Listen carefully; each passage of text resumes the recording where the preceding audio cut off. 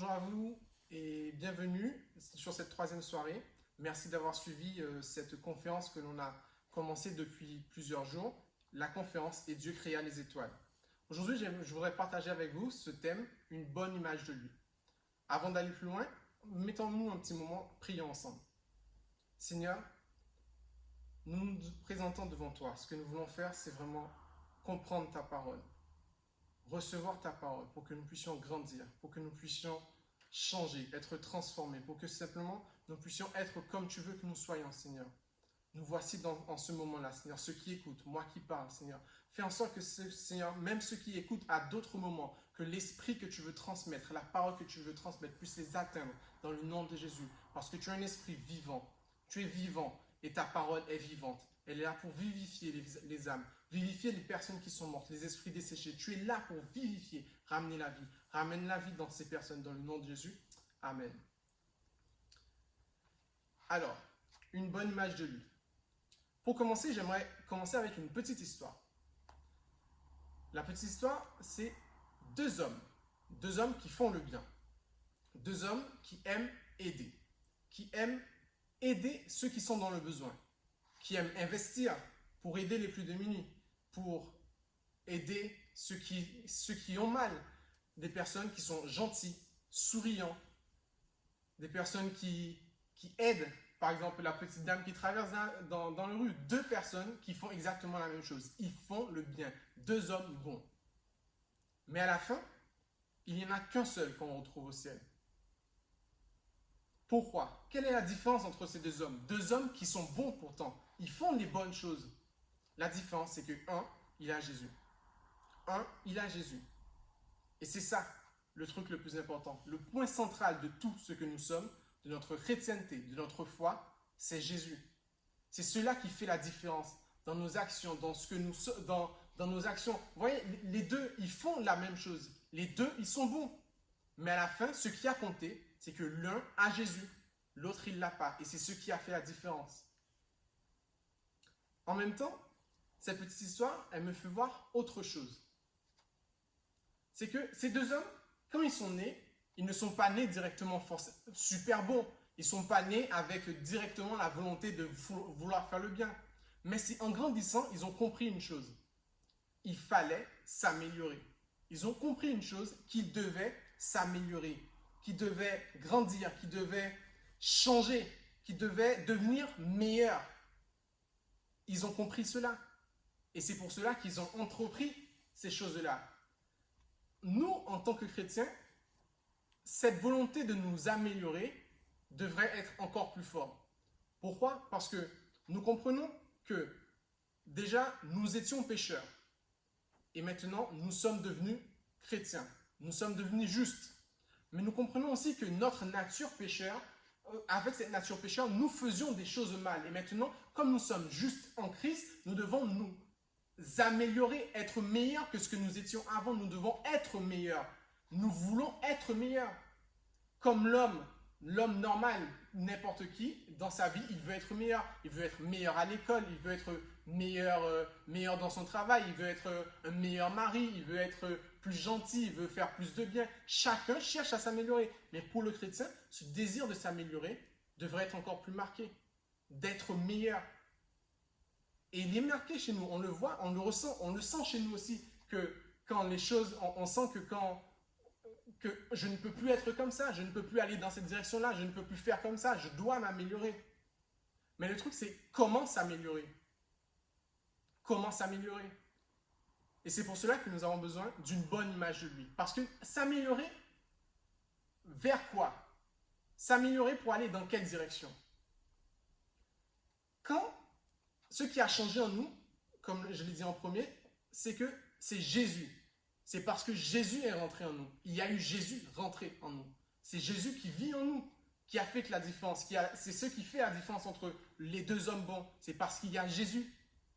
Donc si je veux m'améliorer, ce qui m'a déjà fait devenir meilleur, c'est Jésus. Si je veux m'améliorer, donc je dois suivre ce qui m'a déjà fait devenir meilleur. Je dois continuer dans cette voie-là, dans la voie de l'excellence, dans la voie du meilleur. Je dois aller dans cette direction-là. Je dois continuer à suivre Jésus. Mais comment le suivre? Telle est la question. On se pose beaucoup cette question. Et pour nous aussi, en tant que chrétiens, cette question est très importante. Comment je fais pour le suivre?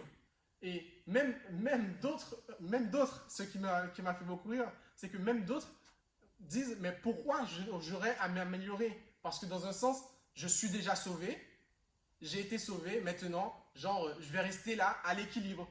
Je suis sauvé, je reste à cette place-là. Mais le livre de 2 Corinthiens chapitre 3, verset 18 nous dit, nous tous, qui, le visage découvert, contemplant comme dans un miroir la gloire du Seigneur, nous sommes transformés en la même image de gloire en gloire, comme par le Seigneur l'Esprit. Ce verset nous montre une chose. Si tu vois le Seigneur, tu vois sa gloire. Et parce que tu vois sa gloire, tu es transformé. Tu es transformé parce que tu le vois comme un miroir. Tu le vois comme un miroir. Et tu es transformé de gloire en gloire. Ce verset démontre une chose. Si tu as Jésus en toi, le fait d'avoir Jésus en toi te pousse normalement, naturellement, à vouloir t'améliorer, à vouloir changer, à vouloir être meilleur. Mais comme la question que je disais au début, mais comment être meilleur, dans quelle direction aller? Et je l'ai dit, c'est vraiment en suivant Jésus. Mais le truc, c'est que parfois, nous nous trompons dans la façon dont nous le faisons. Parfois, nous allons dans une mauvaise direction. Je vais prendre un exemple. Dans le livre de Galates 5, chapitre 5, verset 22, on parle des fruits de l'esprit. Qui dit, le fruit de l'esprit, c'est l'amour, la joie, la paix, la patience, la bonté, la bienveillance, la foi, la douceur, la maîtrise de soi. Quand on lit ce verset, on comprend, je dois avoir ces choses en moi, je dois avoir ces caractères en moi, je dois avoir toutes ces choses en moi. Et du coup, parfois, on se place dans une façon de faire, on se dit que du coup, je dois améliorer ça en moi. Comme si on se met dans une position de développement personnel. Comme si que dans un sens, c'est parce que je vais plus faire attention à ça, je vais pouvoir m'améliorer dans ça. Du coup, je vais plus penser à la paix. Donc, je marche dans la rue, donc je dois rester en paix, je dois rester en paix. Je dois plus penser à la joie, donc je vais essayer d'être en joie. Parfois, nous le faisons inconsciemment parce que nous avons conscience qu'il nous faut nous améliorer. Du coup, dans les situations où on se retrouve un peu empêtré ou dans une situation où je devrais faire le bien, parfois, on se repose sur nous. On se repose sur la capacité qu'il y a en moi, sur ce que je devrais faire pour pouvoir m'améliorer. Mais ce n'est pas ça que le verset nous montre. Le verset nous démontre une chose. C'est parce que j'ai le regard sur Jésus que je suis transformé de gloire en gloire. C'est parce que j'ai mon regard fixé sur lui que je suis transformé. La transformation réelle et qui compte, c'est la transformation qui nous est donnée par Jésus. En Jésus, voyez la différence encore. La différence, c'est Jésus. Les deux hommes du début, deux hommes qui font le bien, qui sont bons en termes humains. Mais ce qui marque la différence, qui fait qu'ils soient acceptés à la fin par Dieu, c'est que c'est Jésus. La différence, c'est Jésus. Celui qui a Jésus, il est accepté. Celui qui ne l'a pas, il ne peut pas être accepté. Donc, te développer toi, par ta propre force, ça ne comptera pas. L'homme qui fait le bien, il donne tout. Il devient gentil, il se transforme en gentil, quelqu'un de gentil. Il devient quelqu'un de bon. Je ne sais pas comment... Je sais pas, j'essaie de peindre l'homme le plus bon que possible, mais je ne sais pas, il devient souriant, il donne tout son argent, il est philanthrope, il aide dans des pays, partout dans le monde. Il peut faire tout cela. Mais s'il n'a pas Jésus, cela ne sert à rien. La même chose aussi, si toi aussi, ce que tu cherches à te développer, tu cherches à faire par tes propres efforts, à te développer, à t'améliorer, mais ça ne sert à rien si tu n'as pas Jésus. Parce que ce qui compte, la seule différence, je répète encore, c'est Jésus. Nous comprenons du coup que c'est important de grandir. Important pour nous de grandir. Important pour nous en tant qu'être humain de grandir, mais encore plus pour nous en tant qu'être chrétien. Parce que nous avons Jésus en nous et juste le fait de le voir, déjà, ça produit cette transformation. Je disais tout à l'heure qu'il y a des personnes qui se demandent, mais pourquoi grandir ? Parce que du coup, c'est vrai que grandir, ça demande de faire des efforts d'une certaine façon, de s'améliorer. Et s'améliorer, c'est aller contre soi, c'est aller à un meilleur niveau de moi. Et parfois, c'est vrai que ça peut être lourd. Du coup, on pense qu'on peut maintenir un état d'équilibre. je lisais les fruits de l'esprit dans Galates 5, verset 22, mais juste en haut, Galates 5 nous parle du combat qui existe dans l'homme, le combat entre la chair et l'esprit. La Bible parle d'un combat entre la chair et l'esprit. Il dit qu'il y a un combat. Il ne dit pas qu'il y a une paix entre la chair et l'esprit. Il y a un combat. S'il y a un combat, ça veut dire qu'à la fin, il y a un gagnant. Si la Bible dit qu'il y a un gagnant, ça veut dire que un équilibre, un état d'équilibre ou de paix n'existe pas.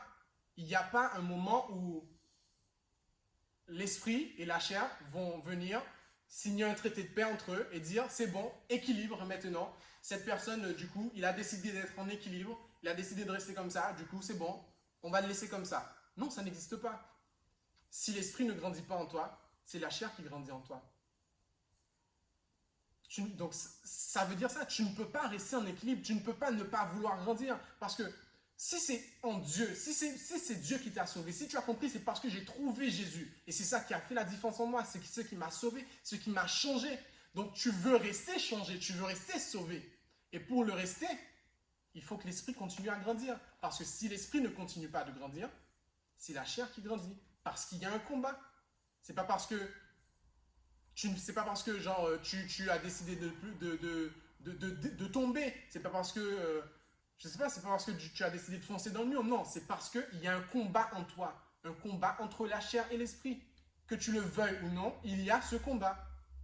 Si tu as décidé d'accepter Jésus, ce combat va exister parce que tu étais pécheur, tu étais commandé par la chair. Quand tu as accepté Jésus, l'esprit est venu sur toi. Son esprit est rentré sur toi. Et du coup, à ce moment-là, il y a un combat. Et du coup, on ne peut pas ne pas grandir. On ne peut pas ne pas vouloir s'améliorer. On ne peut pas dire, ça ne peut pas suffire de rester s'asseoir à l'église et de dire, c'est bon, moi, ça me suffit comme ça. Parce qu'à la fin, ce qui risque d'arriver, c'est d'arriver à l'état de tiédeur. D'arriver même à être froid. Parce qu'on a perdu l'esprit. La bataille a été perdue. Je pourrais même dire, c'est pas toi qui as perdu la bataille, mais involontairement, c'est toi qui as perdu la bataille. Tu n'as pas voulu perdre la bataille, mais involontairement, en ne faisant rien, tu as perdu la bataille.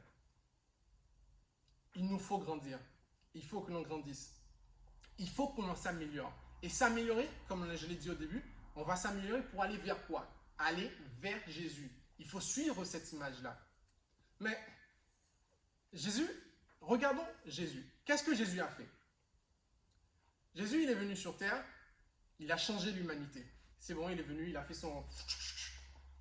Et maintenant, tout a changé. Année zéro, on a recommencé à recompter les années à partir de sa naissance, année zéro.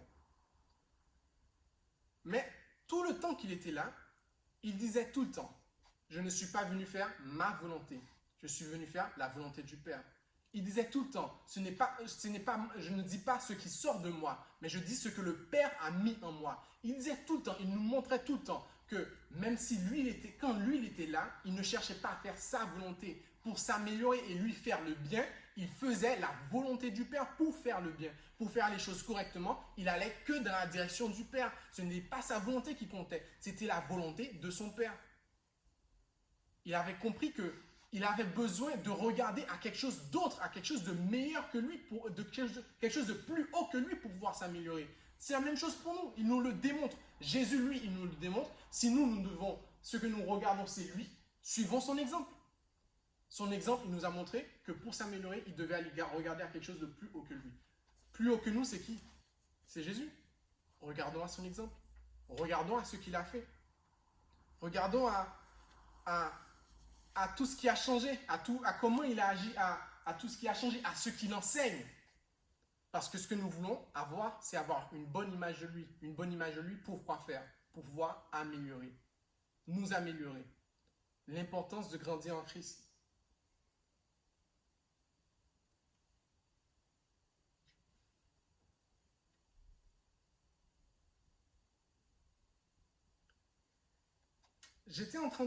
Pendant que j'étais en train d'écrire ce message, il y a un verset un passage qui me venait sans cesse en tête, c'était le psaume 1.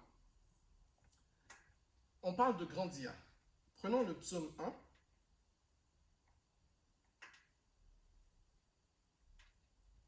le psaume chapitre 1er. On va commencer à partir du verset 1er, qui dit « Heureux l'homme qui ne suit pas le conseil des méchants, qui ne s'arrête pas sur la voie des pécheurs, qui ne s'assied pas en compagnie des moqueurs, mais qui trouve son plaisir dans la loi de l'Éternel et la médite jour et nuit. Il ressemble à un arbre planté près d'un courant d'eau. Il donne son fruit en sa saison, et son feuillage ne se flétrit pas. Tout ce qu'il fait lui réussit. » Il ressemble à un arbre planté près d'un courant d'eau. Il donne son fruit en sa saison, et son feuillage ne flétrit pas. Tout ce qu'il fait lui réussit. Quand je lis ça, moi, ça me fait penser au succès, à quelqu'un qui a grandi, qui a bien grandi. Un arbre qui donne son fruit en sa saison. Son feuillage ne se flétrit pas. C'est quelqu'un qui a grandi. Mais comment cet arbre a grandi? L'exemple dont nous parle ce verset, c'est que il nous parle d'un homme qui ne suit pas les conseils de méchants, mais que cet homme, ce qu'il fait, c'est qu'il médite la loi de l'Éternel. Il la médite jour et nuit. Et c'est pour cela qu'il ressemble à un arbre planté près d'un courant d'eau. C'est pour cela qu'il a grandi et que maintenant, il est sur le chemin de la réussite. Sur le chemin de la réussite. C'est parce qu'il médite cette parole. Je vous parle de suivre Jésus. Comment est-ce que vous allez faire pour le suivre? Où est-ce que vous allez trouver ces exemples pour le suivre? Où est-ce que vous allez trouver ces messages? Où est-ce que vous allez trouver ces enseignements? Où est-ce que vous allez trouver tout cela? C'est dans sa parole. Je ne sais pas. Parfois, je trouve que je parle trop de l'importance de la parole. J'ai presque envie de dire, vous savez, j'ai plus besoin de dire, parce qu'on en parle tellement, c'est tellement important. Mais là, d'autant plus, grandir. Je veux pas le redire encore, recommencer sur là, mais grandir, si tu ne grandis pas, c'est la fin malheureusement d'une certaine façon. Parce qu'il faut grandir, il faut que l'esprit qui est en toi grandisse, parce que ce combat existe. Il faut que tu grandisses, et pour grandir, va chercher Christ. Va chercher Christ où ça? Va chercher Christ dans sa parole. Va chercher Christ dans sa parole. Va apprendre de lui. Va méditer cette parole afin que tu sois comme cet arbre qui a grandi et qui a réussi, dont le feuillage ne flétrit pas. C'est là, c'est dans la parole. Ce sera comme si que tu seras un arbre planté près d'un courant d'eau. Ta parole, le psaume 119 dit, ta parole est une lampe à mes pieds, une lumière sur mon sentier. Ce que l'on cherche à faire, c'est s'améliorer, grandir. Jésus dit, en Jean 14, il dit, et verset 6, je crois, « Je suis le chemin, la vérité et la vie. » Ces deux versets, je vous les ai dit parce que nous avons fait une chose. Nous sommes rentrés par la porte. Nous avons accepté Jésus. Mais en même temps, il nous dit qu'il est le chemin. Il est la voie à suivre pour s'améliorer, pour continuer d'avancer. Il le dit, « Je suis le chemin, la vérité et la vie. » Je suis le chemin. Je suis le chemin. C'est-à-dire que ça démontre ça. Tu ne peux pas juste passer par la porte et t'asseoir. Il y a un chemin à suivre. Il y a un chemin, pas juste de vie chrétienne. Je veux dire, c'est pas juste un chemin d'église. Je dois maintenant avoir ce parcours-là. Il y a un chemin intérieur aussi. Parce que la transformation première qui s'est passée, c'est une transformation intérieure. C'est en toi qu'il y a eu un changement. Jésus est venu en toi. Il faut que maintenant tu améliores ce qui est en toi. Il faut que tu t'améliores toi.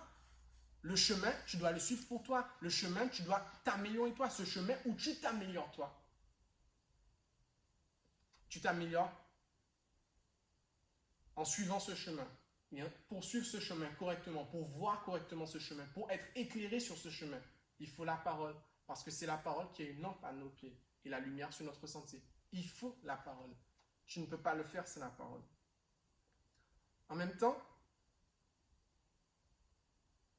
Jean chapitre 16, le verset 13 et 15, nous dit,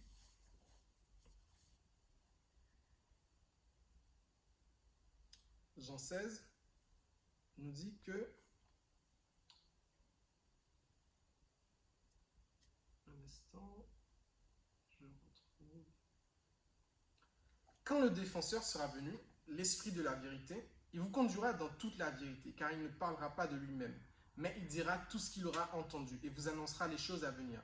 Il révélera ma gloire parce qu'il prendra ce qui est à moi et vous l'annoncera. Tout ce que le Père possède est aussi à moi. Voilà pourquoi j'ai dit qu'il prendra de ce qui est à moi et vous l'annoncera. Quand le défenseur sera venu, l'Esprit de la vérité, il vous conduira dans toute la vérité. Jésus dit, je suis le chemin, la vérité et la vie. Il nous dit aussi, il dit là à ses disciples, et il nous le dit aussi, que quand lui, il va partir, il va envoyer son esprit qui va nous conduire dans la vérité, qui va nous montrer la vérité, qui va nous enseigner la vérité, et qui va nous enseigner les choses qui viennent de lui. Ce que nous voulons, c'est avoir une bonne image de lui, le comprendre lui, le voir correctement pour pouvoir nous améliorer. Parce que c'est ce qui compte, c'est Jésus en nous qui compte. De la même façon que nous avons besoin de la Bible pour grandir, de la même façon nous avons besoin de son esprit aussi en lui, en nous pour grandir. Parce que c'est son esprit qui va nous enseigner aussi les choses que nous ne comprenons pas. C'est lui qui nous révèle aussi la parole, qui nous révèle les messages cachés, les choses qui sont la parole Réma qui nous est révélée, qui nous est réservée. C'est le Saint-Esprit qui le fait. C'est le Saint-Esprit aussi qui nous enseigne dans les voies, qui nous conseille, qui nous montre le chemin à suivre aussi. Le Saint-Esprit, nous avons besoin parce que Jésus a dit, je pars, mais je vous envoie mon esprit qui vous enseignera. Il ne va pas vous enseigner n'importe quoi. Il vous enseignera ce qui sort de moi. Ce qui sort de moi, ce qui vient de moi. Et nous savons à quel point nous avons besoin de lui, de ce qui sort de Jésus, de ce qui sort de lui, pour grandir, pour nous améliorer, pour avancer. L'importance de grandir.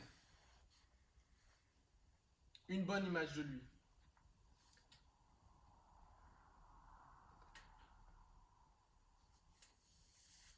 J'espère que, au travers de ce message, vous comprenez cela. Que d'une part, la première chose, c'est que c'est par Jésus que tout a commencé. Et vous êtes chrétien, vous le savez, que c'est par Jésus que tout a commencé. Mais que aussi, pour pouvoir continuer d'avancer, il faut que Jésus, qui est entré en nous, il faut qu'il grandisse. Il faut qu'il grandisse. Pourquoi qu'il faut qu'il grandisse? Parce qu'il y a ce combat entre la chair et l'esprit. Malheureusement, le truc que je vois, c'est que on est trop souvent dans deux états. La première état, c'est dans un sens où on est dans un état d'arrêt, où on cherche d'arrêt, où on pense qu'on est à l'équilibre, mais pourtant on n'est pas du tout à l'équilibre. On est dans une sorte de descente. On est dans une descente. On pense nous être à l'équilibre parce que je me suis arrêté, j'ai fait une pause et que du coup, j'ai fait une pause. Tout s'arrête, tout fait la pause avec moi. De la même façon que quand on pense dans la vie, si je prends une pause, je ne sais pas, dans la vie, je m'arrête, je dis que je vais dormir 24 heures, mais les 24 heures de la vie, ils ont continué. La vie ne nous attend pas non plus. C'est la même façon. On pense. Mais là, la même chose. Le combat ne va pas t'attendre d'une certaine façon. Il ne va pas s'arrêter juste pour toi. Même si le combat se passe en toi, on pourrait dire, mais c'est mon combat, c'est ce combat qui passe à l'intérieur de moi. Si je dis pause, donc du coup, il devrait faire pause pour moi. Mais malheureusement, ça ne se passe pas comme ça. Parce que c'est un combat entre la chair et l'esprit. Déjà, tu ne pouvais pas contrôler ta chair. Tu ne peux pas la contrôler. Et c'est pas parce que tu dis pause, du coup, qu'une chair que tu ne peux pas contrôler, il va dire, ah ben du coup, il a dit pause, je vais m'arrêter pour lui. Non, ça ne se passe pas comme ça. Je disais le premier état, cet état-là, où du coup, nous pensons que nous sommes dans un état d'arrêt, mais pourtant, nous ne faisons que descendre parce que l'esprit ne grandit pas. Mais l'autre état, c'est que souvent aussi, nous faisons les choses par nous. Nous oublions que ce que j'ai besoin, c'est d'avoir une bonne image de lui. Ce que j'ai besoin pour faire les choses correctement, c'est de faire comme lui, de comprendre comme lui, d'avancer comme lui. Et pour cela, j'ai besoin de sa parole, j'ai besoin de son esprit. Et c'est là ce qui manque beaucoup à des chrétiens. Ces deux choses-là, je dirais même, beaucoup à des chrétiens et qui marquent l'Église actuellement. C'est cela qui marque beaucoup les chrétiens. C'est que beaucoup sont en état d'arrêt et ils pensent que du coup, ils sont dans un état de pause, que le temps s'est arrêté pour eux, que le ciel s'est arrêté pour eux, que la chair s'est arrêtée pour eux à ce moment-là et que du coup, c'est bon, ça me suffit, je serai sauvé. Mais pourtant, ça ne fonctionne pas comme ça. Et c'est ce qui fait que beaucoup, après, se retrouvent perdus, se retrouvent dans des calamités ou des catastrophes et ils ne savent pas comment s'en sortir. Ils ne savent même pas comment ils sont arrivés là. Parce que pour eux, tout s'était arrêté à un moment. Ils avaient dit pause et pour eux, tout s'était arrêté. Mais pourtant, ça ne se passe pas comme ça. Et d'autres, il pense comme l'autre homme. Il pense que parce que j'ai fait, parce que j'ai agi, parce que j'ai fait dans ce sens-là, j'ai fait ce bien, j'ai dit non. Aujourd'hui,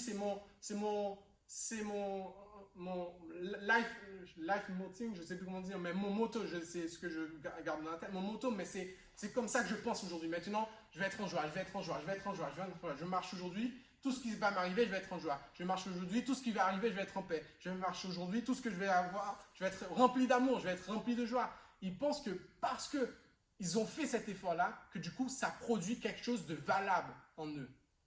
Mais le verset le dit, c'est le fruit de l'esprit, pas le fruit de tes efforts, c'est le fruit de l'esprit en toi. Le fruit de l'esprit, pas le fruit de ce que tu as fait, le fruit de l'esprit. Donc pour faire cette différence, pour changer, pour t'améliorer, il faut faire grandir l'esprit en toi. Pour que ça compte, il faut que l'esprit grandisse en toi. Il faut que l'esprit grandisse en toi. Il faut que l'esprit grandisse en toi. Et c'est aussi pour moi un des autres fléaux de l'Église et des chrétiens que l'on a aussi. Vous voyez, on a eu ces messages qui nous ont parlé de l'importance d'une chose. Déjà, qui nous a parlé que nous sommes une lumière. Qui nous a parlé que nous avons été appelés pour être la lumière. Il nous a montré cela, on a compris cela. Nous avons été appelés pour être lumière. C'est notre nature, être la lumière. Un autre message qui nous a appris que nous avons été marqués par lui. Il nous a appelés dans un sens, pour une destinée. Il nous a appelés pour que nous puissions aller dans une direction. Mais le truc, c'est que si tu n'as pas la bonne image de lui, peut-être au début, tu pourras être une lampadaire qui fonctionne bien, mais si tu n'es pas alimenté par l'électricité, à un moment, tu ne pourras plus briller. Parce que ce qui a fait que tu es devenu la lampadaire, c'est parce que tu as eu Christ. Tu as eu Christ en toi. De la même façon, marqué par lui, tu as une direction. Peut-être qu'au début, tu peux faire les bons pas vers la direction, mais si tu n'as plus la lumière, si tu n'as plus lui, si tu n'as plus le chemin, si tu n'as plus la direction, si tu n'entends plus la voix de la direction, tu vas te perdre à un moment.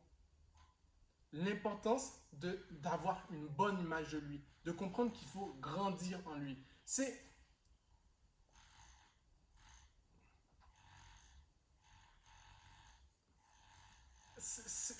notre, en gros, je dirais même, c'est notre premier devoir en tant que chrétien. L'un de nos premiers devoirs en tant que chrétien. Comprendre qu'il nous faut grandir. Il nous faut grandir. L'apôtre Paul nous parle des enfants qui sont au lait, d'autres qui sont à la nourriture solide, d'autres qui sont à d'autres niveaux. Mais il nous montre qu'il y a une croissance, il y a une évolution dans la vie chrétienne. Il y a une évolution et qui doit avoir une évolution. Et que malheureusement, ceux qui n'évoluent pas, qui restent qu'au lait, ils ne peuvent pas faire les choses qui sont meilleures, qui sont les choses auxquelles ils sont appelés à faire. Mais par exemple, marqué par lui pour aller dans la paix, dans la direction. Mais si tu n'évolues pas, comment tu peux aller? Un enfant de 2 ans ou de 2 jours, de 5 jours, ben, ce qu'il fait, c'est de rester dans son berceau, pleurer pour que quelqu'un vienne s'occuper de lui. Elle peut pas partir, l'enfant ne peut pas partir tout seul et dire maintenant, j'ai décidé d'être technicien, j'ai décidé d'être ingénieur, j'ai décidé d'être président. Il ne peut pas le faire parce qu'il est un enfant toujours à ce stade-là. De la même façon, un enfant, briller, elle a une capacité limitée pour pouvoir exposer ce qu'il y a ce qu'elle a en elle. Un enfant, elle expose tout ce qu'elle a en elle à ses 2 parents parce qu'elle pleure, elle démontre son caractère à ses 2 parents, mais elle ne peut pas aller dans la rue toucher d'autres personnes, aller dans la rue, briller dans les places d'obscurité et amener la lumière dans les places d'obscurité. Elle ne peut pas le faire parce qu'elle est restée à l'état d'enfant. Et la question que j'aimerais te poser aujourd'hui, est-ce que tu es toujours un enfant? Est-ce que tu as grandi? Est-ce que tu t'es arrêté? Est-ce que tu as fait une pause? Est-ce que tu penses être en pause et que le ciel s'est arrêté pour toi? Et que la chair s'est arrêtée pour toi, l'esprit s'est arrêté pour toi en même temps? Est-ce que tu as cette étape-là? Est-ce que tu as continué à grandir? Parce que c'est ça le truc. 2 Corinthiens 3 nous dit, c'est que nous tous qui, le visage découvert, contemplant comme dans un miroir la gloire du Seigneur, nous sommes transformés en la même image. Mais il ne s'arrête pas là, il n'y a pas de juste. Nous sommes transformés en la même image. Il dit de gloire en gloire, comme par le Seigneur l'Esprit, de gloire en gloire, qui montre une continuité. tu ne pourras jamais dire c'est bon, je me suis transformé à ce moment-là, c'est bon, je suis arrivé. Non, tu ne peux pas. C'est ce qui arrive aussi beaucoup parce que certaines personnes dans l'église, ils ont senti qu'à un moment, ils ont évolué, ils ont grandi, ben ils se sont dit, ben je suis arrivé à ce stade-là, c'est bon, j'ai grandi, je ne suis pas comme eux, mais j'ai grandi. Mais si déjà tu t'arrêtes, tu es dans l'état où tu t'arrêtes et tu dis je ne suis pas comme eux, c'est-à-dire que ben, tu as fait une pause pour regarder en arrière et tu n'es plus en train de continuer à avancer. Et beaucoup, malheureusement, se retrouvent dans cet état-là, dans un état de pause, parce qu'ils pensent qu'ils ont grandi et du coup, ils s'arrêtent. Mais c'est une continuité, tu ne peux pas t'arrêter. Il faut te poser cette question-là aussi. Est-ce que tu t'es arrêté? Et c'est la question que j'aimerais soulever au travers de ce message. Est-ce que tu as continué de grandir en Christ? Est-ce que tu as continué de faire grandir Christ en toi? Est-ce que Est-ce que ce que tu as fait t'a suffi? Tu as fait des bonnes choses, tu t'es dit c'est bon, ça m'a suffi, j'ai fait des bonnes choses, j'ai aidé, j'ai travaillé, je suis allé dans la bonne direction, j'ai avancé un moment, et là tu penses que du coup c'est bon, tout est fini. Mais c'est un combat continuel. C'est une transformation de gloire en gloire, mais c'est aussi un combat continuel entre la chair et l'esprit. S'arrêter, comme j'ai dit encore, je le répète beaucoup parce que c'est quelque chose qui me marque en ce temps-là, en ce moment-là. S'arrêter, c'est laisser la place à la chair de grandir. C'est un combat continuel. C'est pas parce que c'est bon, tu as grandi et l'esprit a pris 80% de place et maintenant la chair a que 20% et que du coup c'est bon, ça va rester comme ça. Non, c'est un combat continuel. Et tu le vois, même dans la vie, on le voit dans la vie de tous les jours. On voit que dans notre vie, on a des hauts et des bas. Même le meilleur chrétien, même si tu fais tout, tu sens que dans ta vie, tu as des hauts et des bas, des moments plus difficiles, des moments meilleurs, des moments où tu te sens d'une certaine manière plus connecté et un peu moins connecté, des trucs comme ça. Tu le sens. Donc tu vois que c'est un combat continuel et que tu ne peux pas rester à cet état-là. Tu ne peux pas te reposer sur tes lauriers, dire c'est bon, j'ai avancé. C'est bon, je suis repu, je peux m'asseoir. L'apôtre Paul dit cela. Il dit, lui, il a achevé la course. Mais lui, il dit qu'il a achevé la course parce qu'il savait qu'il était arrivé au bout. Parfois, nous n'avons même pas parcouru 20 mètres, on se dit déjà, j'ai achevé la course. Lui, l'apôtre Paul, on voit tout ce qu'il a fait. On voit, la Bible nous le montre, dans ses lettres, il nous le démontre aussi. Tout ce qu'il a fait, tous les péripéties, tout le travail qu'il a accompli, comment il a avancé, comment il a fait grandir Christ en lui. Et il sait à ce moment-là, parce qu'il a cette relation avec Dieu, avec le Saint-Esprit, parce qu'il a fait grandir Christ à un tel point en lui, il sait que le moment est arrivé. Il sait que la course est achevée. Pas parce que, et je suis sûr, c'est pas parce qu'il s'est assis, il s'est dit, bon, la course est achevée, mais il a senti, l'Esprit lui a dit que c'est bon, la course est achevée, c'est le moment pour toi. Il l'a pas inventé comme ça. Et nous, parfois, je sais pas, on a fait un petit effort, je sais pas, on a gagné 10 âmes, on a fait, je sais pas, on a réussi à passer 2 journées en étant en joie, sans avoir de peine, quelqu'un nous a marché sous le pied et aujourd'hui j'ai réussi à ne pas me fâcher sur cette personne. Mais on se dit, ah mais c'est bon, j'ai achevé la course, j'ai réussi. Mais ce n'est pas le cas, c'est un combat continuel. L'importance, ce que je veux vous marquer, vous rappeler encore, l'importance de faire grandir Christ en vous. L'importance de faire grandir Christ en vous. Et surtout, l'importance aussi, c'est d'avoir une bonne image de lui. Parce que tu peux essayer de faire grandir plusieurs choses en toi. Parce que vous voyez, l'homme bon, comme j'ai dit au début encore, l'homme bon, il a fait grandir des choses en lui. Il s'est amélioré, il est devenu un meilleur homme. Mais ce n'est pas un meilleur homme selon les critères de Dieu. Et c'est cela qui compte. C'est le critère qui va compter à la fin. Le critère de Dieu. C'est pour ça qu'on a besoin d'une bonne image de lui, de le voir correctement. C'est pour ça qu'on a besoin de sa parole, de son esprit, pour avoir vraiment son image, vraiment ce que lui, il veut, pour avoir vraiment sa marque. Que la croissance que l'on fait, la direction où on va, qu'il soit vraiment dans sa direction, qu'il y a vraiment sa marque à poser sur cette direction. Parce que nous sommes dans un monde de défis. Et souvent, on a des défis et on doit grandir, et que malheureusement, on laisse les choses de la vie dicter nos conduites et dicter parfois les défis que nous affrontons. Parfois dicter les choses que nous améliorons dans notre vie. Et si malheureusement tu laisses le monde dicter ce que tu vas suivre, c'est ce que le monde te dit. Quand ton professeur dicte ce que tu écris, c'est ce que le professeur il a dit. Si le monde dicte ce que tu vas vivre, c'est ce que le monde écrit. Laisse-toi être dicté par Dieu. Afin que vraiment ce que tu écrives, les améliorations dans ta vie, ce qui soit écrit dans ta vie, soit vraiment ce que Dieu il veut vraiment pour ta vie. Je ne veux pas faire plus long. De toute façon, je ne peux pas faire plus long aussi. Mais c'est vraiment ce que je voulais vous apporter. Choisissez Dieu. Choisissez de grandir en Dieu. Pensez jamais que vous avez déjà fini.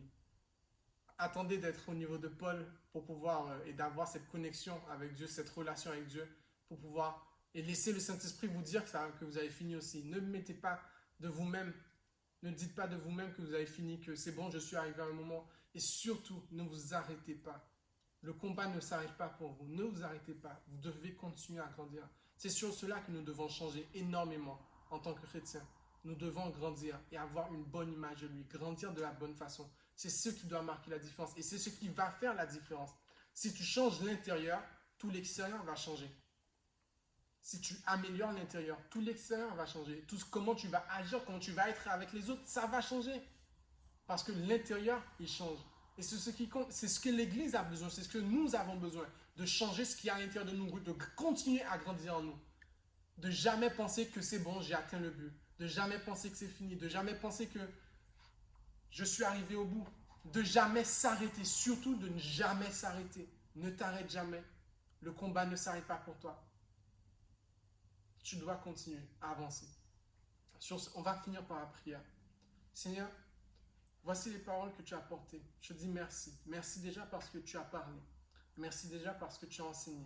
Seigneur, vraiment que cette parole, je ne veux pas qu'elle soit juste une parole qui soit partagée en ce moment simplement, que les personnes les écoutent et que ça suffise, Seigneur. Mais Seigneur, fais en sorte que cette parole puisse leur être révélée. Que Seigneur, cette parole puisse devenir une vraie nature pour eux, une vraie nourriture pour eux, qu'elle puisse porter du fruit pour eux, Seigneur. Parce que nous avons besoin de cela pour changer, pour grandir, pour être comme tu veux que nous soyons. Nous devons grandir en toi. Nous devons te faire grandir en nous. Nous avons besoin de toi. Nous avons besoin que ta nature, que l'esprit grandisse en nous, afin que l'esprit puisse dominer sur la chair, afin que nous puissions pratiquer les œuvres de l'esprit. Nous avons besoin que l'esprit grandisse en nous. Seigneur, fais que cette parole soit réelle dans leur vie. Fais que Seigneur, ils puissent comprendre cette parole et qu'elle puisse se révéler à eux, Seigneur. C'est ma prière, Seigneur. C'est ma prière pour eux. C'est la prière pour l'Église. C'est ce que l'Église a besoin. C'est ma prière pour l'Église d'aujourd'hui, éternel, Seigneur. Que vraiment, nous puissions comprendre cette parole. Que tu puisses vraiment nous puissions vraiment comprendre que nous devons grandir avec toi. Nous devons te faire grandir en nous pour que nous puissions aller dans la bonne direction. Parce que si nous ne sommes pas marqués par toi, nous allons dans une mauvaise direction, c'est sûr et certain. Fais en sorte qu'ils puissent comprendre cela, Seigneur. C'est ce que je te demande. Fais en sorte qu'ils puissent comprendre cela. Ils ont besoin de toi. Saint-Esprit, voici ceux qui sont devant toi, Seigneur, ceux qui écoutent, là où ils sont, Seigneur. Révèle-les ta nature, révèle-les ta parole, Seigneur. Révèle-les ta parole, révèle-les la route. Révèle-les, Seigneur, ce que tu les révélé dans cette parole, Seigneur. Que, Seigneur, tu puisses leur transmettre la réma, la parole réma qu'ils ont besoin pour changer leur vie, pour changer la courbe de leur vie, pour que, Seigneur, ils puissent arrêter de descendre et qu'ils puissent, à partir de maintenant, commencer à grandir, qu'ils puissent arrêter de penser qu'ils sont en arrêt, que maintenant tout s'est arrêté pour eux, mais qu'ils puissent maintenant comprendre qu'ils doivent continuer à se battre. Ils doivent continuer à avancer, qu'ils puissent comprendre que ce n'est pas par leurs efforts. Oui, ils savaient que ce n'est pas par les efforts qu'ils sont sauvés. Mais maintenant, ils doivent comprendre aussi que ce n'est pas par leurs efforts qu'ils peuvent avancer sur le chemin. Parce que c'est seulement par toi, par la parole, par ton esprit, parce que tu nous as sauvés. C'est pour cela que nous puissions avancer. Nous devons continuer à regarder à toi. Et en regardant à toi, nous allons être transformés de gloire en gloire. Seigneur, relève la tête de ceux qui sont baissés et qui ne regardent plus à toi. Relève la tête de ton Église afin qu'elle regarde à toi. Reconnecte le corps à la tête parce que tu es la tête, Seigneur. Reconnecte le corps à la tête, que nous puissions avoir la bonne pensée, la bonne mentalité, que nous puissions, Seigneur, te regarder à toi, être connecté à toi afin d'être transformé de gloire en gloire. C'est ce que je te demande, Seigneur. Que ton nom soit exalté, glorifié. Au nom de Jésus. Amen. Amen. Donc, voici le message que je voulais vous transmettre. J'espère vraiment que vous avez été bénis, que vous avez reçu quelque chose. Et ce n'est pas fini. Vous avez déjà eu 3 messages. Il y a d'autres et des ateliers. Il y a d'autres messages qui viennent encore et d'autres ateliers. Continuez à suivre avec nous. Que Dieu vous bénisse. Au revoir.